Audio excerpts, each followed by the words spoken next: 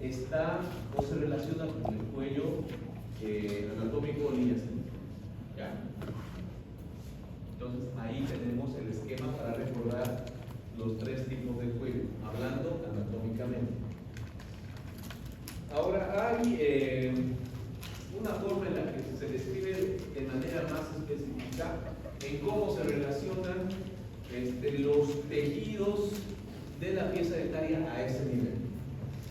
Estamos hablando de el esmalte, la dentina y el cemento. ¿Ya? Pueden ocurrir cuatro formas en las que estos tejidos se relacionan a nivel del cuello. ¿Ya? Una primera forma es cuando el esmalte, ¿ya?, cubre una pequeña porción de cemento. Aquí, por ejemplo, estamos hablando en cortes esquemáticos. Esta es la dentina, que está cubierto por esmalte, y en la raíz por cemento. ¿Ya? Una delgada capa de cemento.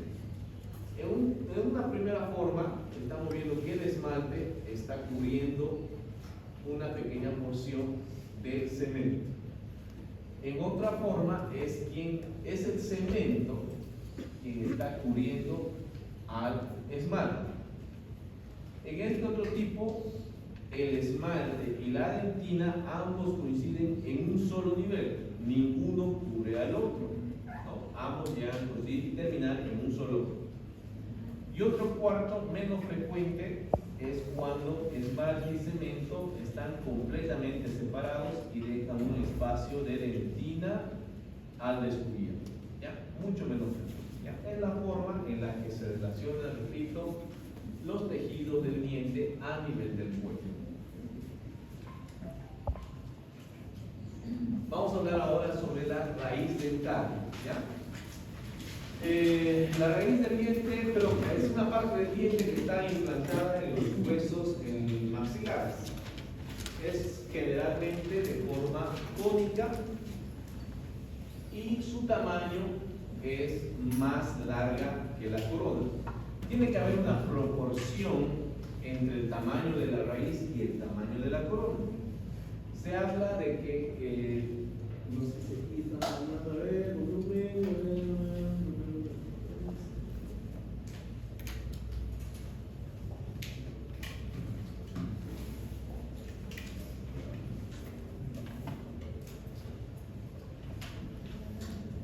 Una proporción ideal entre el tamaño de la raíz y de la corona es de 1,5. ¿Qué quiere decir? Que en el tamaño o en el largo de la raíz puede entrar la dimensión de una corona y una mitad más, 1,5. ¿Ya? Es la proporción ideal. En condiciones de normalidad, ¿qué quiere decir? Que obviamente son raíces más de dimensión más larga que la corona, y eso es lo que ustedes también tienen que tomar en cuenta en sus tallados. Hay algunos que están haciendo raíces muy pequeñas para el tamaño de la corona, o coronas de tamaño, digamos, normal, pero ya excesivamente largas o grandes sus raíces. ¿Ya? Entonces la proporción es ideal que nosotros podamos tomar en cuenta al momento de hacer los tallados. Ahora, dentro de la raíz, internamente, siempre vamos a encontrar un conducto radicular, ¿ya? Un conducto, un espacio, ¿ya?, circunscrito, delimitado, que está formado ¿para qué? Para contener al único tejido blando de la pieza dental. ¿Cuál es? La pulpa. ¿Ya? La pulpa está dentro de las raíces. Ahora, en la mayoría de las ocasiones siempre vamos a encontrar un conducto dentro de una raíz, pero hay excepciones en las que podemos encontrar dos conductos dentro de una sola raíz, especialmente aquellas raíces en las que se produce un aplastamiento en sentido mesiodistal, en el caso de las raíces de los dientes posteriores. ¿Ya? Si ustedes se imaginan, esta es una raíz, ¿no?, totalmente redondeada. Imagínense que lo aplastemos en sentido mesiodistal y va a cambiar la forma, que era redondeado en el tercio cervical. Si lo aplastamos, ya va a adquirir una forma más ovoide, con un mayor hacia vestibular y un polo menor hacia palatino o lingual. ¿Ya? Cuando se producen estos aplastamientos que son mucho más notorios en dientes posteriores, se da que tenemos dos conductos en una sola raíz, como en el caso de las raíces de los molares inferiores, que tienen dos conductos en una sola raíz. Ahora vamos a ver.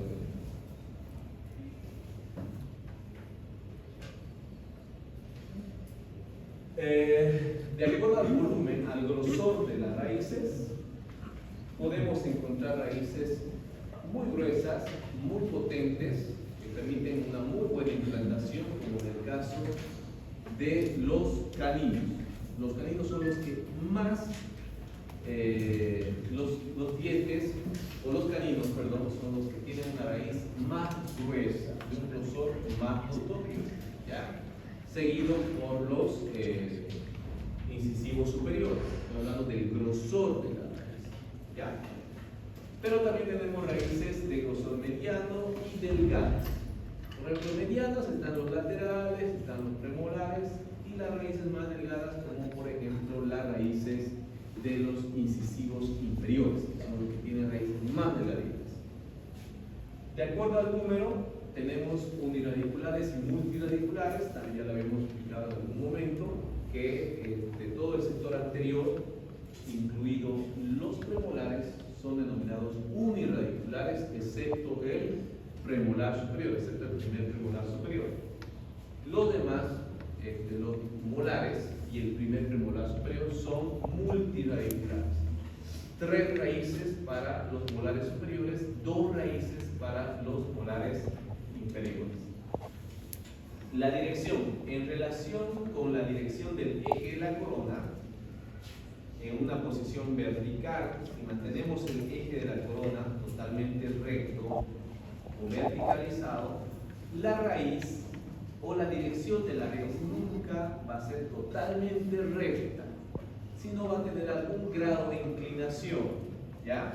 Que en la mayoría de los casos es hacia el lado distal, ¿ya? Es una característica que permite identificar de cuál lado es cuál, ¿no? Acompañado a esta dirección, es decir, toda la raícita que esté inclinada hacia cierto lado, viene también alguna especie de curvaturas en el ápice de las raíces. En la mayoría de los casos, si hay alguna curvatura, también se produce hacia el lado distal. En la mayoría de las ocasiones, obviamente hay una excepción. La excepción es el canino inferior. En el caso del canino inferior, es lo contrario. En la mayoría de las ocasiones, la curvatura es hacia el lado mesial del canino inferior, ¿ya? Bueno, estamos hablando de acuerdo a la dirección o a la inclinación de la raíz. Se menciona como una dirección absoluta cuando estamos estudiándolo a la pieza dentaria suelo, ¿ya? Tiene una determinada inclinación. Toda la raícita tiene una determinada inclinación, pero también se puede mencionar como dirección relativa cuando la pieza está dentro de o implantada en los huesos maxilares. ¿Ustedes creen que cada pieza dentaria está colocada totalmente recto en los huesos maxilares? No. Incluso dentro de los huesos maxilares también tienen una determinada inclinación, ¿ya? Y aquí lo vamos a notar. Aparte de tener una inclinación absoluta, como hemos mencionado, la pieza dentaria de forma aislada, dentro de los huesos maxilares también tienen una determinada inclinación, ¿ya? Pueden notar aquí, por ejemplo, los incisivos, cómo se nota una marcada inclinación hacia dónde, hacia palatino, ¿verdad? Hacia palatino.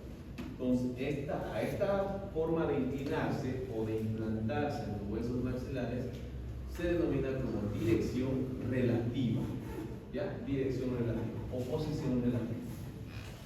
Generalmente la dirección absoluta son rectilíneos con ligeros desvíos en el desvío apical. La dirección relativa dirigido hacia arriba y hacia palatino.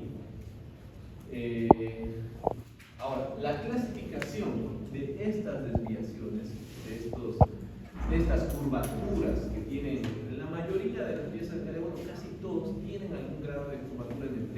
clasificar, ¿ya? Estas pueden clasificarse, dice, de acuerdo a su frecuencia, dirección, forma y grado, ¿ya?